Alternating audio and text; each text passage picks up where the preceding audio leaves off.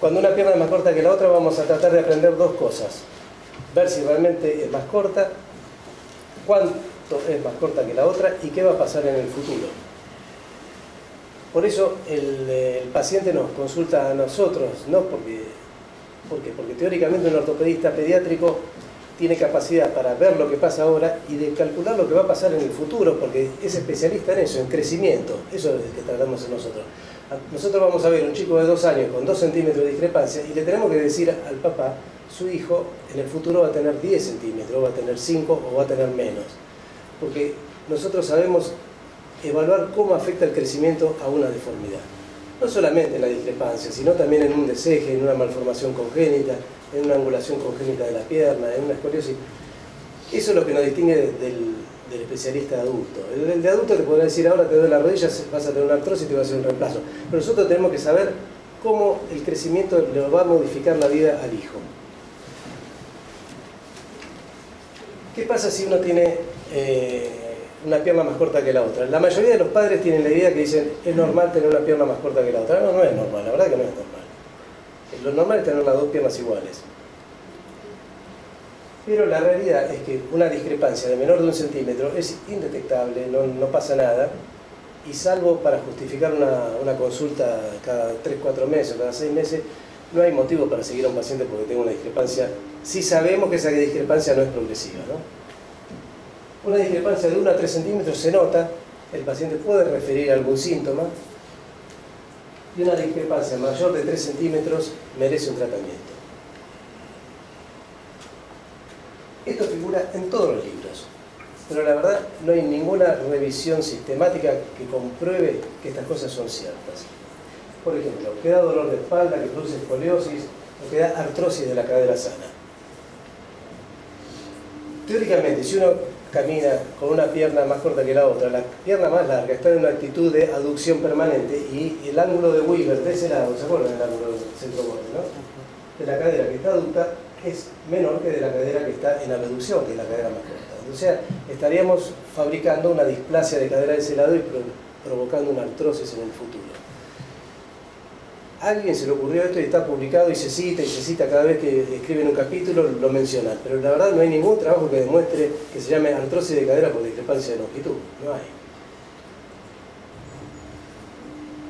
Dolor de espalda, bueno, sabemos que a la gente le duele la espalda por el pie plano también, pero de ahí a que sea cierto, tampoco. Lo que sí es real que una discrepancia mayor de 3 centímetros trae claudicaciones, el paciente lo nota, lo manifiesta y merece un tratamiento. Cuando hablamos de crecimiento, hablamos de ahora en adelante la charla de crecimiento de la fisis, del cartílago de crecimiento. Un hueso crece por la fisis y también por el crecimiento fisario, pero el 95% es por la fisis. Empiecen a entender este concepto. En el año 48, Green y Anderson, que eran 2 pediatras americanos, agarraron 1.400 chicos, los midieron y hicieron esta tabla. Esta tabla es... Habrán escuchado hablar de las tablas de Green y Anderson, el método de Green y Anderson. Es esto. Los tipos midieron cuánto medía el fémur, la tibia y el miembro total a cada área de vida, hicieron las tablas y después las líneas de crecimiento. Entonces dijeron que el promedio en Estados Unidos en los años 48 era que de la cadera al tobillo midiera 26 centímetros y a los 18, 84 centímetros. Esa era la media. Un desvío estándar por arriba y un desvío estándar por abajo. Estas son las tablas de crecimiento que se siguen usando hoy en día. No han sido rebatidas. Tampoco han sido validadas en todo el mundo, pero ¿qué significa? Si hacemos esta misma tabla en Argentina, por ahí estos valores absolutos nos den distintos. A lo mejor la media a los 18 años del largo del miembro no sea 84 en Argentina, sea a lo mejor 81, 82. Pero la relación entre la longitud a los 18 y la longitud al año es la misma. Si a los 4 años medía 42 y a los 18, 84, o sea el doble, en nuestro país, aunque estos valores absolutos sean distintos, la relación también va a ser del doble. Y eso sí se sabe. Después vamos a retomar este concepto. Estas son las tablas de Green y Anderson, llevado esto a un gráfico, ¿no? El crecimiento del miembro inferior, acuérdense, es sobre todo de la rodilla. ¿Por qué es importante? Porque cuando un chico tiene una sepsis neonatal y se lastima el cartílago de la rodilla, va a provocar una gran discrepancia de longitud. Así que uno, sin saber nada de Green y Anderson ni de ningún método, si un chico tiene un cierre, un chiquitito, una osteoartritis de rodilla, sabemos que el pronóstico es sombrío. En el miembro superior, gran parte del crecimiento es del proximal del húmero, otro sitio muy frecuente de lesiones cuando hay sepsis neonatal. Acuérdense siempre, la cadera, la rodilla, el húmero proximal y la mandíbula. Cuando vean un chico con micrognatia y rengo, tuvo una sepsis neonatal. Y en la muñeca, el que aporta gran parte del crecimiento puede ser el radio distal, el olecrano proximal casi nada. Todo esto es pregunta de examen, ya lo pasé. ¿Anotaron? No, bueno. Listo, ya está. ¿Cómo evaluamos llega el paciente al consultorio? Sin radiografía, sin nada, lo traigo porque la pierna es más corta que la otra. Y yo, bueno, ¿cómo lo evaluamos? Hay una claudicación aparente y una real. La real es producida por un acortamiento de un hueso. La aparente es producida por una actitud viciosa del miembro. ¿Qué es una actitud viciosa? Una cadera en flexión, una rodilla flexa, un pie equino. Nosotros hacemos orientación todos los días en el hospital cuando se atienden 30 pacientes que vienen de la calle. Viene una mujer y dice, lo traigo porque la pierna es más corta que la otra. El chico tiene una parálisis cerebral. No lo trae porque la pierna es más corta. La madre sabe que tiene una parálisis cerebral, pero lo trae porque la pierna es más corta. Es una cosa de todos los días. Lo traigo porque camina mal porque tiene la pierna más corta. Y tiene una hemiparesia. Eso es una actitud viciosa. Por ahí tiene también una discrepancia real. Cuando vemos que la discrepancia es verdadera, ¿qué es lo primero que tenemos que saber? Si esa deformidad, si la discrepancia que tiene es estática o progresiva.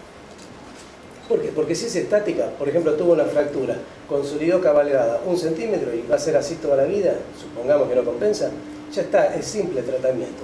Si es progresiva es más complicado, porque hay que calcular. El chico tiene 3 años y tiene 2 centímetros, ¿qué le voy a hacer? Lo voy a tener que alargar, lo voy a tener que acortar, va a tener una diferencia de 10, de 15, de 2. Entonces hubo un tipo, Shapiro, que tiene un libro sobre cartílago de crecimiento, que él analizó todas las causas de alteración del crecimiento y describió 5 patrones. El patrón tipo 1, que se llama, le digo, van a leer en los trabajos, es una discrepancia tipo 1 de Shapiro, es esto, es un patrón lineal ascendente. Quiere decir que el tipo tiene una discrepancia hoy y cuanto más crezca, más discrepancia va a tener. Y esa progresión es lineal, o sea que si a los 2 años tiene 2 centímetros, a los 4 tiene 2, a los 18 va a tener el doble, porque es una línea recta. Entonces uno puede hacer una progresión exacta de cuál va a ser la discrepancia. Y hay otros patrones más, como es el patrón ascendente desacelerado, ascendente plano, secuela de fractura, o sea, de patologías que provocan una discrepancia hasta determinado momento y después se estabiliza y esa discrepancia es estable. Bueno, en el PERT, esas enfermedades reumatológicas. Pero uno tiene que saber distinguir solamente el Shapiro 1. Por ejemplo, es una lesión fisaria que va a durar toda la vida. Una lesión por una fractura, una lesión por una sepsis, o un aumento de crecimiento por una hipertrofia. Acá vemos un poco las etiologías, enfermedades que pueden causar una discrepancia de longitud, congénitas o adquiridas, ¿no? Vascular, por ejemplo, un angioma que produzca mayor circulación en ese miembro y aumente el crecimiento, una estenosis vascular que también produzca el lentecimiento venoso, en fin. Por eso es importante. Llega de vuelta al paciente porque tiene la pierna más corta. ¿Desde cuándo la tiene más corta? ¿Tuvo alguna infección? ¿Estuvo internado cuando era chiquito? ¿Estuvo en incubadora? ¿Le dijeron si tuvo la sepsis? Bueno, buscar contracturas articulares, a qué edad caminó, todas esas cosas. Medir si la pierna más larga tiene diferencia en el diámetro, si no es una hemihipertrofia, si tiene circulación colateral, si tiene algún dedo más grande, si no es un síndrome de Crohn.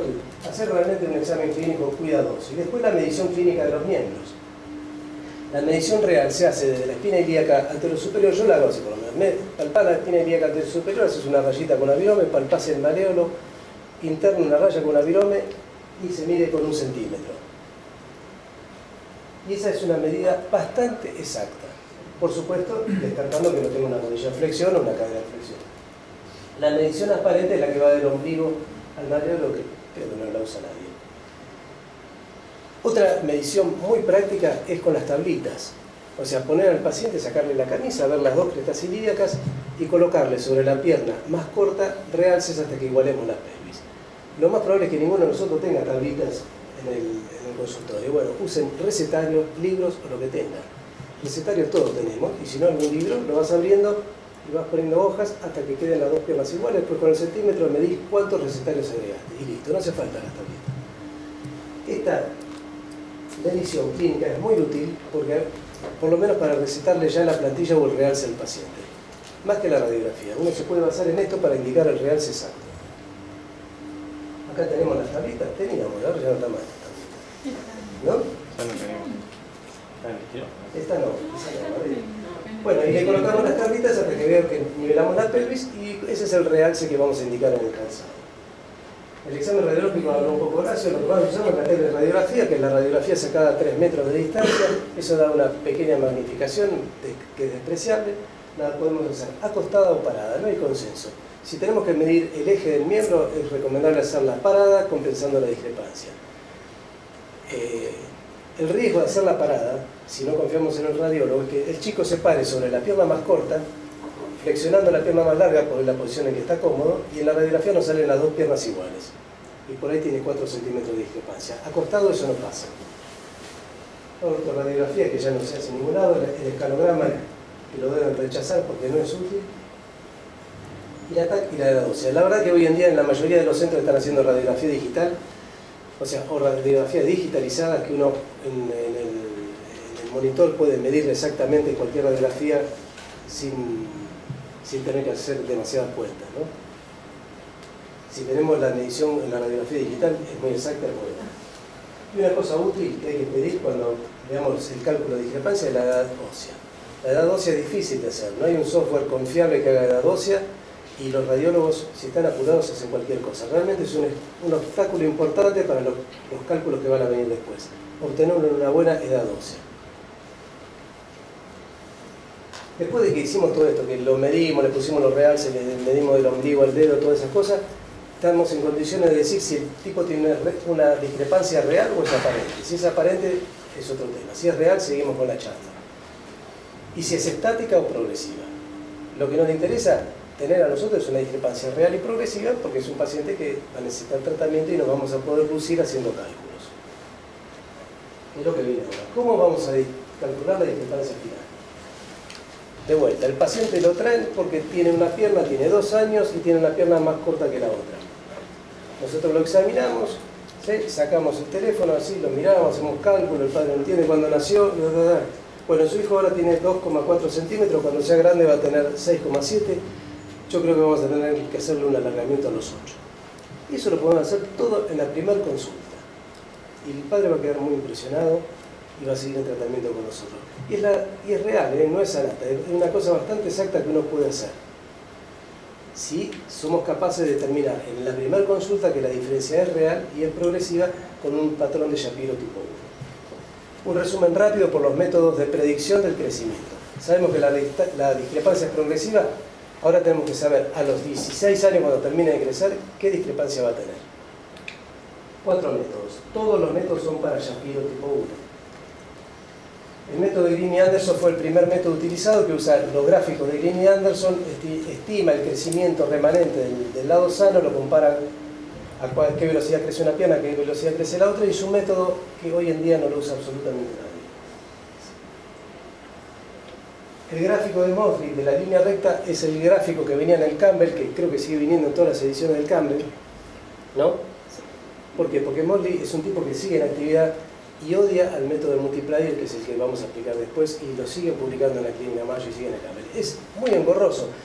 Nosotros hasta el año 2000 usábamos nada más que el Mosley. Cada vez que había que hacer un Mosley, había que agarrar el libro y leerlo, porque realmente era engorroso. Después conseguimos un software que facilitó mucho las cosas. Pero tenía la gran desventaja que el método de Mosley es aplicable luego de los 9 años de edad. Y por ejemplo, en una hemimelia peronea, uno tiene que saber con el paciente de 6 meses de vida o de 1 año qué discrepancia va a tener para planear una estrategia de tratamiento. Este era el gráfico de la línea recta de Mosley. El método aritmético de Menelaus, esto anótenlo porque es sumamente útil y se usa sobre todo para hacer un cálculo de epifisiódesis. Menelaus era un ortopedista australiano que dijo, él se le ocurrió esto porque lo midió, pero después hay un montón de trabajo validando el método. El fémur distal, sea varones o mujeres, no importa, crece 10 milímetros por año y la tibia proximal crece 6 milímetros por año. Los varones crecen hasta los 16 y las mujeres hasta los 14. Entonces, si yo tengo un chico que a los 10 años se lastimó el fémur distal y dejó de crecer, ese chico va a tener una discrepancia de 6 centímetros. Es así. Es así. Si no es 6, va a ser 6,2 o 5,7, pero va a ser esa. Y esto sirve para hacer el cálculo de epifisiódesis. Si yo quiero ganar 2 centímetros en una discrepancia a un varón y tiene 10, yo sé que le voy a hacer un fémur distal a los 14, hasta los 16 son 2 centímetros, listo. Mentalmente ya calculé el momento de la epifisiódesis. En el año 2000,